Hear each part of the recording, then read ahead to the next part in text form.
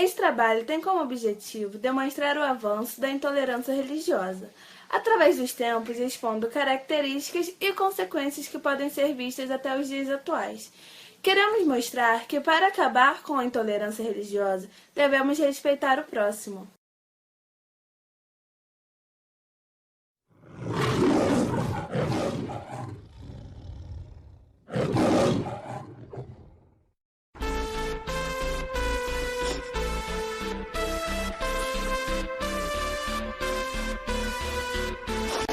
O caso da menina praticante do candomblé que foi agredida com uma pedrada motivou a criação de uma campanha pela tolerância religiosa nas redes sociais. Na última quinta-feira, o templo que fica em Jacarepaguá foi invadido e algumas imagens de santos foram destruídas.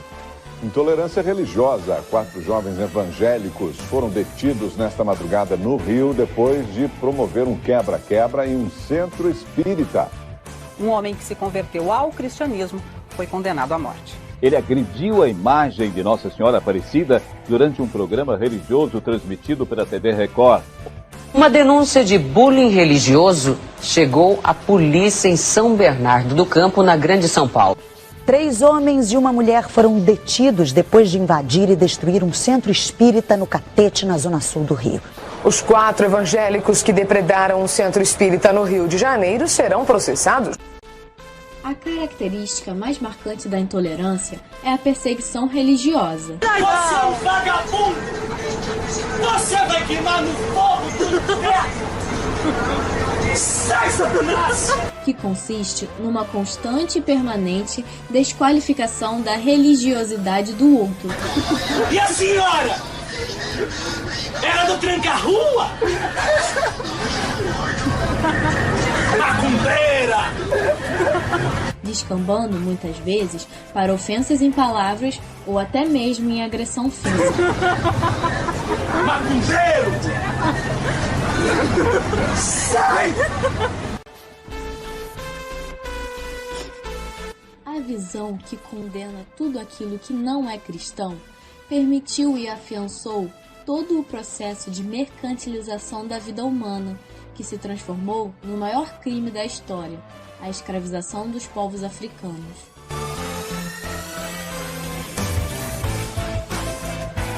O negro não tinha alma, não era filho de Deus, em nenhuma análise, não era nem mesmo um ser humano, podendo, portanto, ser transformado em objeto. Percebe-se que a intolerância religiosa e o racismo são primos irmãos, caminham juntos e trafegam na mesma via, trazendo em si uma visão de supremacia que estabelece com o outro uma lógica de subalternização.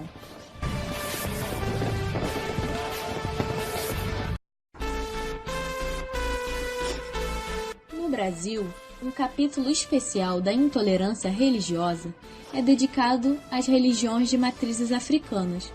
Os cultos afro-brasileiros foram perseguidos e criminalizados durante longos períodos da história e são, até hoje, o alvo principal desta intolerância.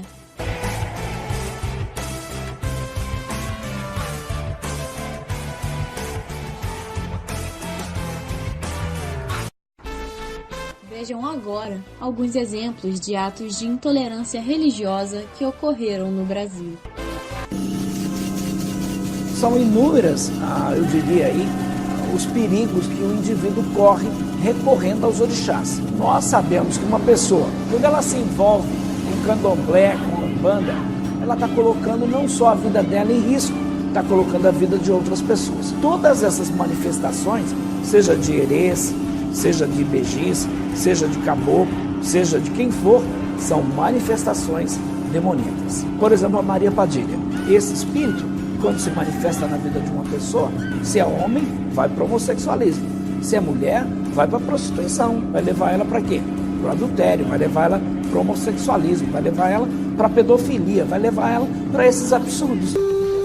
Os ensinamentos são totalmente contrários aos ensinamentos da Bíblia. A Umbanda, o Candomblé, ajuda algumas pessoas por um lado. Por um outro, está conduzindo aquela alma ao inferno. O católico está lá, procurando a cartomante, está procurando lá a cigana para ler a mão, está lá jogando búzios, está lá buscando tarólogo, está lá crendo na astrologia. E todas essas práticas são práticas ocultistas que não tem nada a ver com o cristianismo e até mesmo com o catolicismo. Quando nós pregamos o verdadeiro evangelho, então a pessoa ela abandona todo o sincretismo.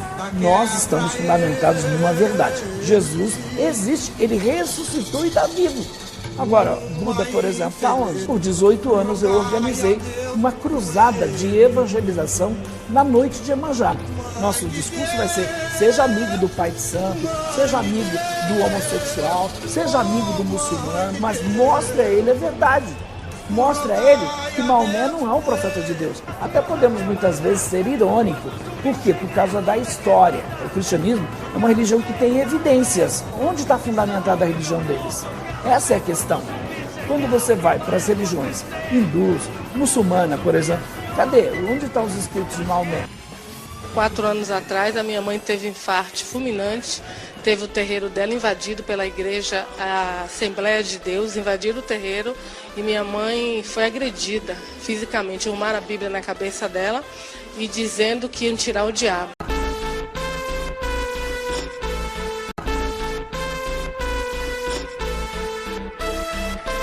Você pode falar um pouco sobre a sua religião, que é o credo? Ah, sim.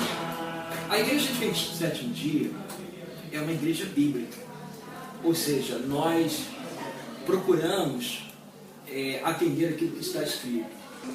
Mas nós também fazemos uma diferença entre princípios e costumes. Alguns costumes eram costumes para uma determinada época, para um determinado lugar, como por exemplo as mulheres usarem véu, as mulheres ficarem caladas na igreja. A gente acredita que isso aí é algo muito cultural, é muito de uma época. O que nós aproveitamos da Bíblia é o princípio da Bíblia, é o princípio bíblico. Por exemplo, na Bíblia existem alguns preceitos que são eternos. Nós poderíamos falar sobre os 10 mandamentos. Eles são mandamentos éticos. Eles regulam a ação de uma pessoa em relação a seu próximo. E também os 10 mandamentos trazem, digamos, preceitos religiosos, que são verticais, como, por exemplo, não ter outros deuses diante do Deus verdadeiro,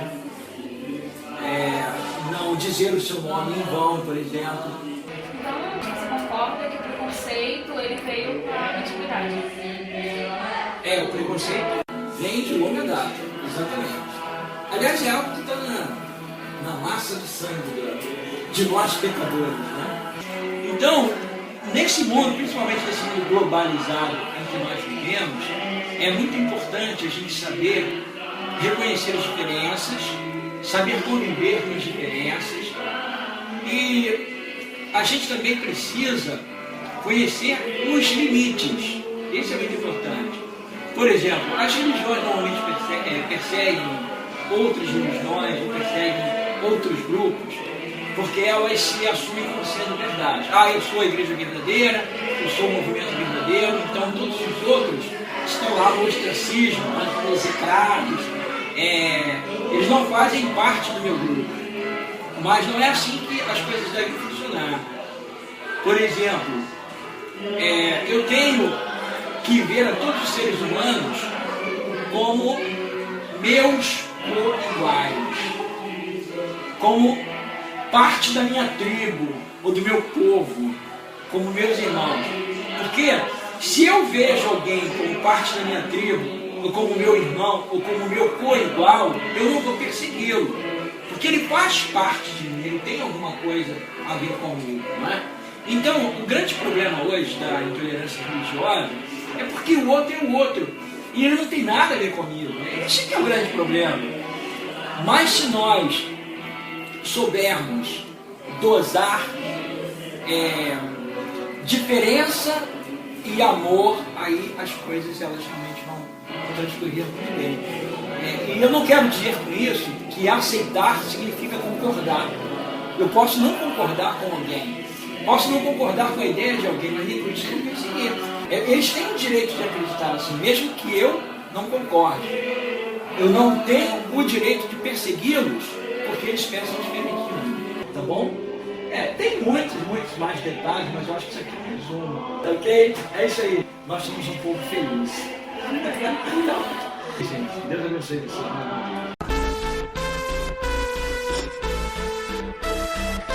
Eu gostaria que você me explicasse um pouco sobre o Espiritismo. Sim.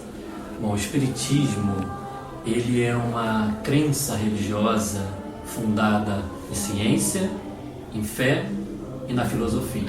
Nasce através de Allan Kardec. Allan Kardec, ele foi mais ou menos o microfone dos espíritos. Os espíritos falaram e Allan Kardec escreveu, analisou cada questão e foi juntando. Então Kardec, ele teve a missão. Kardec foi a boca de Jesus na Terra no século XIX. Teve a missão de revelar a existência dos espíritos, a existência do mundo espiritual, que interage conosco a todos os momentos. Que a morte não é nada mais que uma transição de um plano para outro. Então você já deixa claro que o Espiritismo é uma obra universalista, que participam dela espíritos da igreja, espíritos do protestantismo, espíritos do povo de Israel, e por aí vai. Você, como espírita, tanto tempo, sofreu algum preconceito na escola ou conheceu alguém que já sofreu? Já sofri, nada demais, né? Mas já sofri alguns preconceitos, sim, que não me aborreci. Então, certa vez, eu fui convidado por amigos para ir para um encontro da Igreja Católica de Jovens. E nesse encontro foi perguntado, né, a nossa religião, porque eu não fazia parte daquele grupo, eu fui a convite. Eu falei, sou espírita, né? E houve olhares para mim diferentes. Então, de uma série de atividades lá, eu era meio que colocado de lado, né? Teve uma atividade da missa, que tem todo o sacramento que você que não fez, né? Os crismas da igreja, você não pode tomar a hóstia. Então teve questões lá que eu fui colocado de lado, né? Mas nada assim também demais, não. Eu já tinha compreensão de que nós, espíritas, devemos respeitar todas as crenças, né? Cada um tem um ângulo da verdade, cada um vê um aspecto da verdade. Nenhuma é melhor que a outra, né? Cada um tem sua missão no concerto universal. Então, eu sei que se eu sofrer algum tipo de preconceito, né, pelo que eu aprendi no Espiritismo, eu não devo me aborrecer, porque cada um tem sua visão. O que eu devo fazer é não ser preconceituoso com ninguém. E o que o Espiritismo prega, assim, para todo mundo? O Espiritismo tem um lema principal, que é: fora da caridade não há salvação. Fora do amor, do respeito ao próximo, não há salvação. O Espiritismo é a obra do Cristo, se fundamenta toda no Evangelho. O Espiritismo é uma obra que veio interpretar o Evangelho. E Jesus pregou o quê? O amor ao próximo, o respeito, a compreensão, a tolerância, a fraternidade, a solidariedade. O Espiritismo tem como a bandeira principal isso: fora da caridade não há salvação. E dentro desse aspecto, quando você respeita cada um, quando você respeita a liberdade religiosa de cada um, porque um dos princípios do Espiritismo máximo também é o respeito à liberdade de consciência. Então a gente acredita que o verdadeiro mal não é aquele que eu recebo, mas é aquele que eu faço. Então nós não devemos ser preconceituosos com ninguém. Então cada vez mais que concordarmos um com o outro, de abraçar um ao outro e unir forças para ajudar a humanidade a evoluir, nós conquistamos o nosso objetivo na Terra, né? Obrigada, Rafael.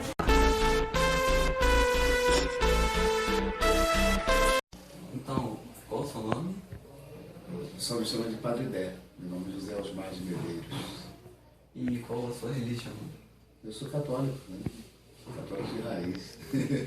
Pais católicos, avós, bisavós, uma família tradicional. O senhor poderia me falar sobre o que a sua religião prega? Minha religião é um pouco complicada, né? A igreja católica às vezes é bastante complicada, porque você, para ser católico, tem que acreditar no mistério, né?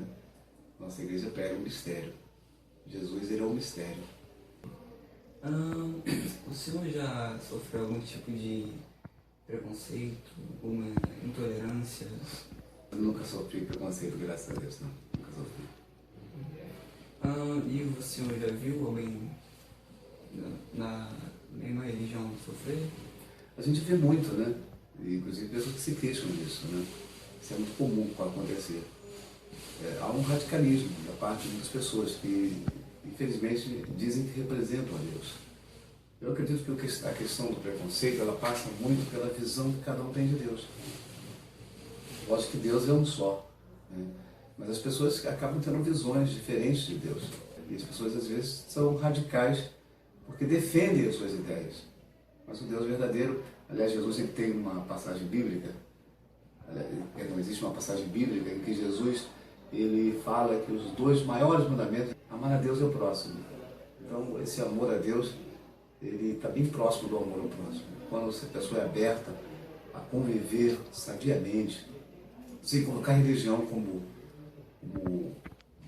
uma moeda de troca, um amor verdadeiro. É porque ela tem um conhecimento de um Deus melhor. E Deus é sempre amor. A prática do amor vai gerando, com o passar do tempo, um crescimento muito grande, né, na vivência fraterna entre as pessoas. Vai quebrando também as barreiras. E qual seria a melhor maneira para combater o preconceito? É sempre essa abertura para o Deus verdadeiro, né? A experiência de um Deus que surpreende, um Deus que tem como critérios, para quem quer segui-lo, coisas que o mundo de hoje não quer ouvir. Ele fala que é preciso abraçar a cruz, renunciar a si mesmo, né? Ele fala que é preciso tirar o cisco do olho, é preciso se converter, a mudança radical. A busca da conversão é a melhor maneira de se viver bem com todas as pessoas, sem nenhuma barreira religiosa. Conversão é a chave de tudo. Nós estamos aqui para falar a respeito sobre a intolerância religiosa. Nós sabemos que o Brasil é um país laico que não tem uma religião oficial. E as crianças afrodescendentes sofrem frequentes preconceitos e discriminação. O que a senhora tem a dizer sobre isso? A senhora sofreu muito, ainda sofre? Como acontece? Não, meu filho, olha, desde que eu entendo por gente, eu trabalho desde 7 anos de idade. Então, nesses anos, nesses períodos todinho que eu trabalho no santo, nunca ninguém desfez da minha religião.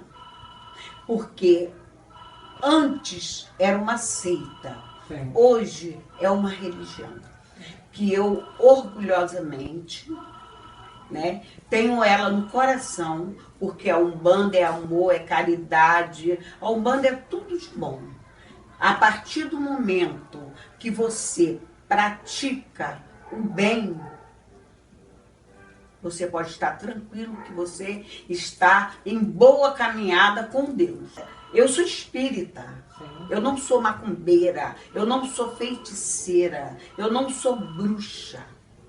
Eu sou uma pessoa que vim na Terra para ajudar as pessoas que precisam da caridade. Então eu sou muito orgulhosa por isso. É um patrimônio cultural, né? Cultura, meu filho. Cultura. Exatamente. O que a senhora tem a dizer em relação a essas pessoas que ofendem, que criticam, não somente a sua religião, mas que tem esse hábito de criticar, de julgar a religião dos outros, né? Não respeita a diferença. As pessoas que fazem isso porque não entendem o que é o espiritismo. Porque se entendesse, eles não fariam isso. Porque o espiritismo, para quem pratica o bem, é uma religião muito bonita. Você tem o seu santinho que Deus botou na sua coroa para você fazer o bem, te deu uma luz, e essa luz quem deu foi Deus. É que na Umbanda nós dizemos Oxalá, né? Então, ele deu essa religião para mim. Ele me deu essa missão. Bom, então foi um prazer você ter elogiado. O prazer é todo meu. Dá um abraço.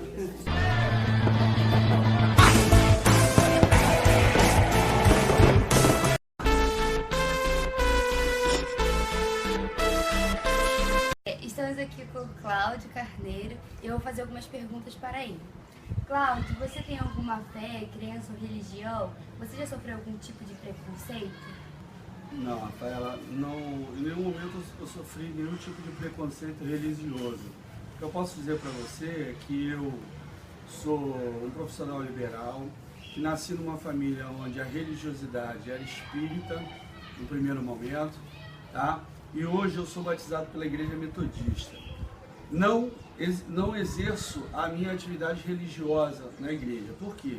Alguns dissabores ao longo dessa vida, vivenciando a religião espírita, vivenciando a religião protestante, eu pude perceber que o problema atribuído à intolerância religiosa que você vem levantar essa questão nesse momento, está direcionada à natureza do homem e não à religião em si. Então, você pode ser um servo fervoroso, ativo, participativo dentro da igreja, mas você está sendo uma pessoa exclusivista, egoísta, que só está pensando no seu bem-estar pessoal e está esquecendo o principal dentro da religiosidade, que é servir a Deus sobre todas as coisas. Portanto, não é a entidade o problema, não é a religião o problema está atribuído à natureza do homem. É o homem que precisa mudar. Não adianta eu criar diversas seitas religiosas, com vertentes distintas, se o homem não fizer uma autoavaliação, não se buscar purificar, e, portanto, isso me afasta da igreja. Hoje, eu não sou um servo fervoroso, apesar de ter todo esse conhecimento atribuído a duas vertentes religiosas, eu não consigo ser um agente participativo da religião. Por quê? Essas coisas me chocam e me afastam dessas entidades. Obrigada. Oi, eu tô aqui com o Michel e eu vou fazer uma entrevista com ele sobre intolerância religiosa. Qual é a sua religião, crença ou fé? Você tem alguma? Eu sou bandista. E você já sofreu algum tipo de preconceito? Já sim, por estar usando as guias e alguém achar que só por eu estar usando seria algo ruim, ou não querer chegar perto, ou ficar com medo de encostar em mim, pensando que vai passar alguma coisa, ou simplesmente de pessoas de religiões opostas, digamos assim, quererem que eu saísse da minha religião para frequentar a deles, porque a minha não estava correta. E como você lida com esse tipo de... Como na Umbanda prega muito o amor e a caridade, e principalmente a tolerância também religiosa, se eu quero uma tolerância para mim, eu não posso ser preconceituoso com eles. Eu simplesmente ignoro ou falo, eu tenho a minha religião, você tem a sua. Eu acredito em Deus tanto quanto você, só que eu trabalho de uma forma diferente para ele do que você trabalharia na sua religião. Obrigada.